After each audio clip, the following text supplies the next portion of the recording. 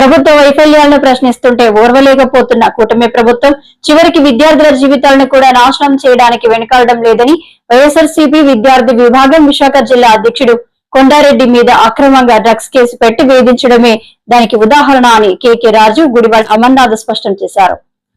తనంతో చెప్తున్నటువంటి సమాధానాలను కూడా రాష్ట్రంలో ప్రభుత్వ పెద్దలు చెప్తున్నటువంటి సమాధానాలను కూడా చూసాం. అయితే ఈ మధ్యకాలంలో వైఎస్ఆర్ కాంగ్రెస్ పార్టీలో ఉన్నటువంటి నాయకత్వాన్ని నాయకుల్ని ఏ రకంగా టార్గెట్ చేస్తూ ఉన్నారో అనేటువంటిది కూడా మీరు అందరూ కూడా మీకన్నా బాగా ప్రజలందరూ కూడా చూస్తూ ఉన్నారు. సహజంగా జరుగుతున్నటువంటి పరిణామాలు కూడా మనం చూస్తూ ఉన్నాం. రీసెంట్గా ఈ కల్తీ మద్యం విషయంలో ఏ రకమైనటువంటి పాత్ర లేకపోయినా సృష్టించి ఒక ఓరల్ ఎవిడెన్స్ని క్రియేట్ చేసి మాజీ మంత్రి అయినటువంటి జోగి రమేష్ గారిని నిన్న మొన్న అరెస్ట్ చేసినటువంటి సందర్భాలు కూడా మనం చూసాం. అయితే సరే, మాలాంటి వాళ్ళను పార్టీ నాయకత్వాన్ని ఈ ప్రభుత్వాన్ని ప్రశ్నించేటువంటి వారిని వీరందరి మీద కక్ష సాధింపు అనేటువంటిది సర్వసాధారణంగా ఈ ప్రభుత్వానికి అలవాటు అయిపోయింది. అయితే ఇది ఏ దశకు వచ్చిందంటే కింద స్థాయిలో ఉన్నటువంటి విద్యార్థి స్థాయిలో ఉన్నటువంటి నాయకుల్ని లేదా విద్యార్థి దశలో ఉన్నటువంటి యువకుల్ని వీరి చేతకాంతనం వల్ల లేదా ఈ ప్రభుత్వం మీద ఉన్నటువంటి వ్యతిరేకతని డైవర్ట్ చేయాలనేటువంటి ఉద్దేశంతో వైఎస్ఆర్ కాంగ్రెస్ పార్టీలో ఉన్నటువంటి విద్యార్థి విభాగంలో ఉన్నటువంటి నాయకులను కూడా టార్గెట్ చేస్తున్నటువంటి పరిస్థితులు చూస్తూ ఉన్నాం. సరే, తప్పు జరిగినప్పుడు ఎవరన్నా సరే దాన్ని అంగీకరించాల్సినటువంటి బాధ్యత, తప్పు చేసినటువంటి వారి మీద చర్యలు తీసుకోవాల్సినటువంటి బాధ్యత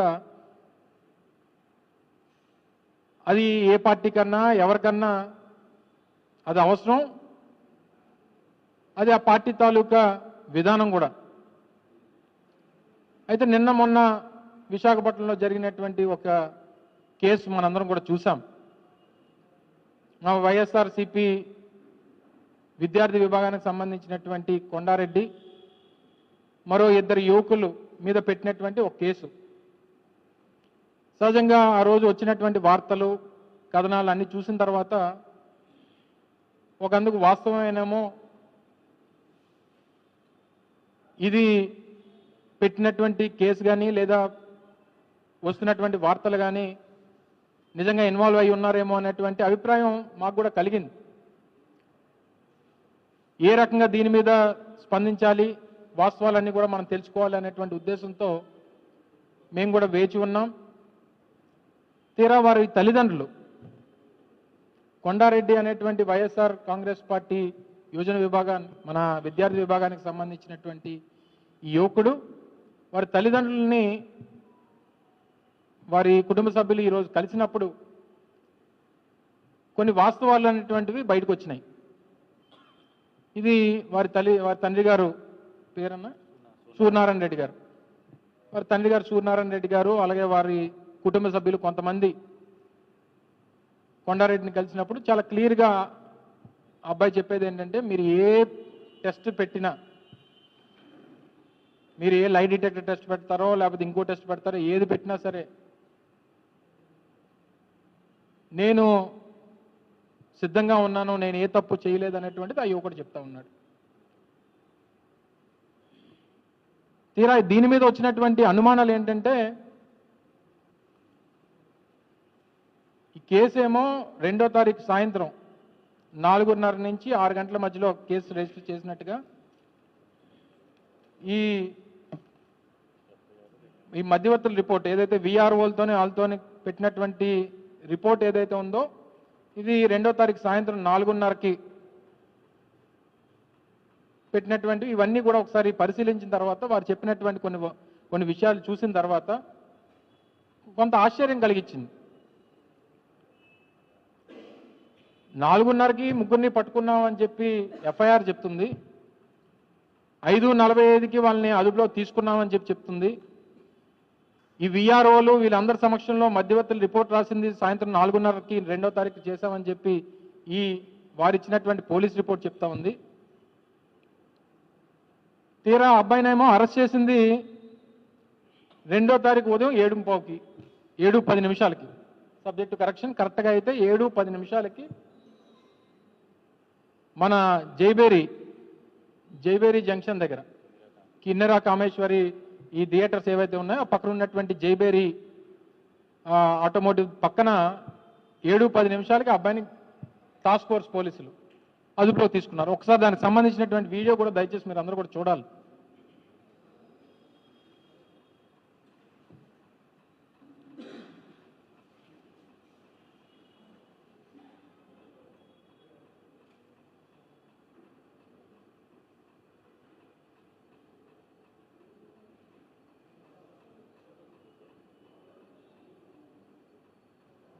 ఇది 7:09 అయిందన్న. పర్లేదు కనబడుతుంది.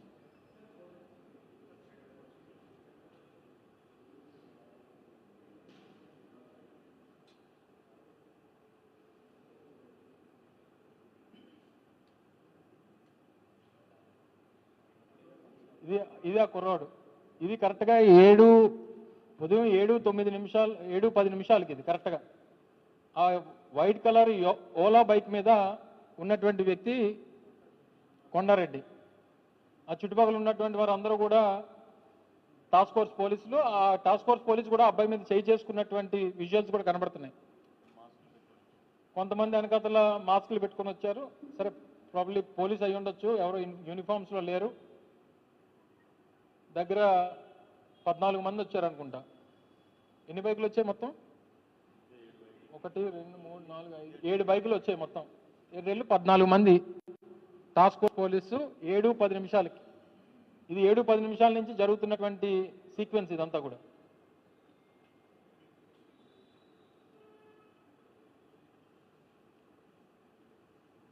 అబ్బాయిని ఒక బైక్ మీద కూర్చోబెట్టుకొని ముందో పోలీసు వెనకదల పోలీస్ అని చెప్పబడుతున్నటువంటి వ్యక్తులు. మరి ఆ పోలీసా కాదా అనేటువంటిది మరి మాకు ఐడియా, యూనిఫామ్లో లేరు కాబట్టి. సహజంగా టాస్క్ ఫోర్స్ పోలీసు యూనిఫామ్లో ఉండరు. అయినప్పటికీ వాళ్ళు టాస్క్ ఫోర్స్ పోలీసులు అయి ఉంటే 7:11 7:10 అదుపులో తీసుకున్నారు.